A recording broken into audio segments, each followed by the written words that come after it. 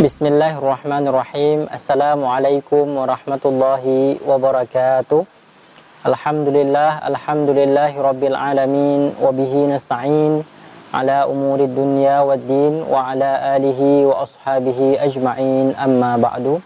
Pemirsa yang dirahmati oleh Allah subhanahu wa ta'ala, pada kesempatan kali ini kami akan coba mengulas salah satu pembahasan fikih muamalat yang sering kita jumpai dalam keseharian kita, baik kita alami sendiri maupun dialami oleh orang-orang sekeliling kita, di mana di era teknologi ini yang segala sesuatu serba online, termasuk jual beli atau transaksi yang dulunya dilakukan dengan serah terima, ya, atau barter.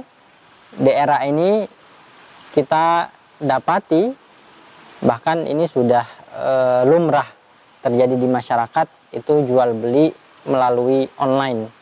Pertanyaannya, apakah jual beli secara online atau melalui marketplace, bahkan baru-baru ini mungkin dengan cara COD, bayar di tempat, itu sudah memenuhi syarat dan ketentuan dalam muamalat sesuai dengan perintah Allah Subhanahu wa ta'ala dan Rasulnya.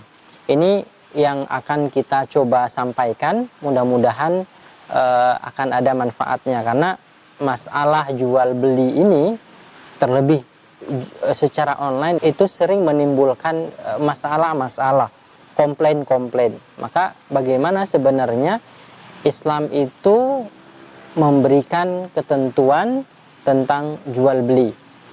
Perlu kita sadari bersama bahwa pada dasarnya jual beli sebuah akad itu berdasarkan ridho. Rasulullah SAW berfirman, innamal bai' antaradin.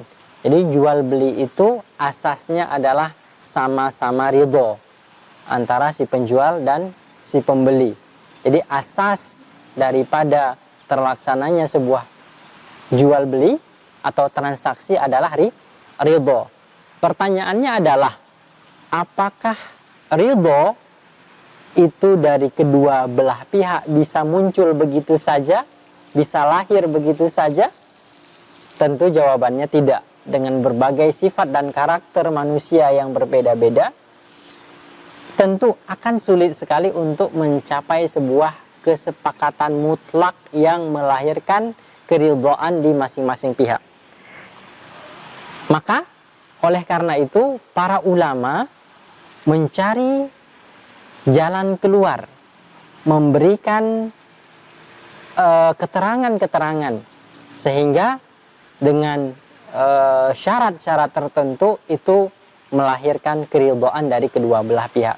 Maka tidak boleh tidak, ya, harus ada unsur akad transaksi, ya. Ada yang menjual, ada yang membeli. Setelah ada yang menjual, ada yang membeli, ada yang namanya akad ijab kabul. Saya beli barang ini, kemudian di pihak yang lain mengatakan saya terima uangnya. Jadi ada ijab dan kabul. Kemudian setelahnya ada samanun wa musman. Jadi jelas barangnya apa, ya, HP misalnya, baju, atau pakaian yang lain. Kemudian harganya berapa. Jadi ada saman dan musman. Nah, ini dalam konsep jual beli secara langsung jelas, ya, enak. Nah, setelahnya ada ketentuan atau syarat yang lebih penting lagi, yaitu spesifikasi. Nah, spesifikasi ini menjadi sangat sulit apabila jual beli yang biasanya dilakukan secara langsung dipindahkan secara online atau melalui marketplace. Karena spesifikasi ini akan menjadi penentu, ya, agar barang ini diterima oleh pihak yang membeli. Dan yang lebih penting juga itu agar tidak ada al-ghararu wal jahalah. Jadi tidak ada gharar dan jahalah. Dengan adanya spesifikasi ini maka si pembeli jadi tahu ya, barang yang dia beli misalkan baju. Ya, oke, jelas baju. Ukurannya apa? S, ya, M, L, warnanya apa? Jenis kainnya apa? Ya, dan seterusnya. Jadi spesifikasi itu harus dituliskan atau dilampirkan oleh si penjual ketika dia ingin menjual barang melalui marketplace atau menjual secara online, sehingga si pembeli tidak tertipu. Nah, itu yang diharuskan. Banyak muncul masalah-masalah ketika barang itu diperjualkan di marketplace. Terkadang ada orang yang memberikan spesifikasi, melampirkan spesifikasi jenis barang dan lain sebagainya secara rinci. Ya, ada orang yang tidak melampirkannya secara rinci. Jadi ada hal-hal yang tidak disampaikan. Atau spesifikasinya dilampirkan, disampaikan, tapi barang yang dijual tidak sama dengan yang tertulis di spesifikasi tersebut. Atau barang tersebut sama sekali tidak diberi speknya, tidak diberi penjelasan. Nah, hal-hal ini membuat sebuah transaksi itu dilarang oleh Allah Subhanahu wa taala, karena dari sini akan memunculkan al-ghararu, ya, tidak jelas ya, barang apa, jenisnya seperti apa, dan nanti akan menimbulkan komplain. Dan yang lebih parah lagi, sekarang kita sering melihat ada orang yang menjual kotak elektronik, jadi dalam kardus seharga sekian. Nah, ini jahalah. Ya, si pembeli tidak tahu barang apa yang ada di dalamnya. Cuma dikatakan saja ini paket elektronik, tapi paket apa gitu.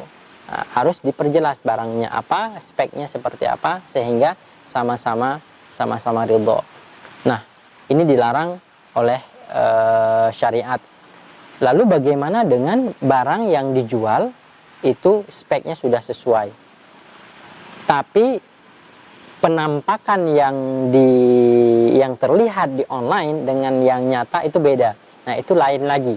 Nah, itu diperbolehkan ya, karena mungkin efek daripada kamera ya, atau sedikit sentuhan dari editan dan lain sebagainya, itu tidak bermasalah. Yang penting tadi syarat-syarat yang sudah disebutkan, termasuk disebutkan speknya dan yang datang sesuai dengan speknya, walaupun nanti di foto dengan yang dinyata kelihatannya tidak semenarik yang dinyatain, tidak semenarik yang difoto, itu syariat Islam tidak melarang hal tersebut. Lalu bagaimana dengan COD ya, bayar di tempat. Nah, bayar di tempat ini yang juga sebelumnya transaksi dilakukan secara online itu sama dengan syarat dan ketentuan yang telah kami sampaikan. Jadi ada ijab kabul, kemudian jelas barangnya apa, harganya berapa, speknya apa.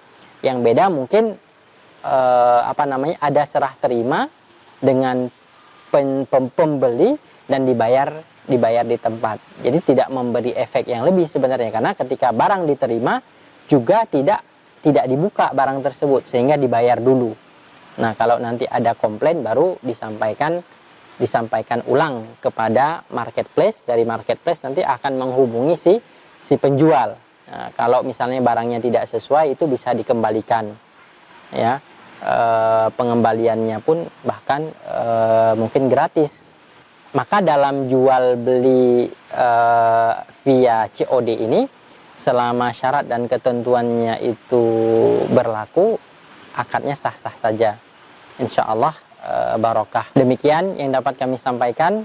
Mudah-mudahan ada manfaatnya. Hadanallahu wa iyyakum ajmain. Wassalamualaikum warahmatullahi wabarakatuh.